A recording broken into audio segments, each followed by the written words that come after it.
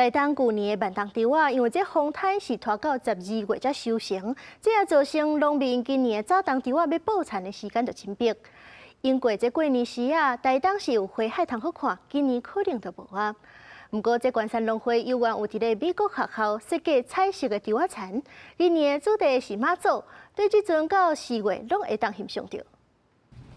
台东县的稻田，农民也油菜入肥，已经陆续被翻土灌水准备整今年第一期稻作。往年过年时，中国田区看到的花海景观特别结束。农民讲，今年过年较慢，加上去年风台影响，自己稻作较慢收成。即马拄阁是报产期名单，只好拍掉入肥，开始种田。我们面积比较大，也不可能拖到最后面，那样可能来不及，所以都会有一些会提早。虽然过年假期看无花海，暗过关山电农会伫美国学校每年种的彩绘稻米，今年用天后伫遮做主题，伫景观台沿看到用6种色水的稻仔种出妈祖形象，邀游客抢先来欣赏翕相。关山电农会表示，这妈祖彩绘稻田伫过年期间会上好看。很厉害呀！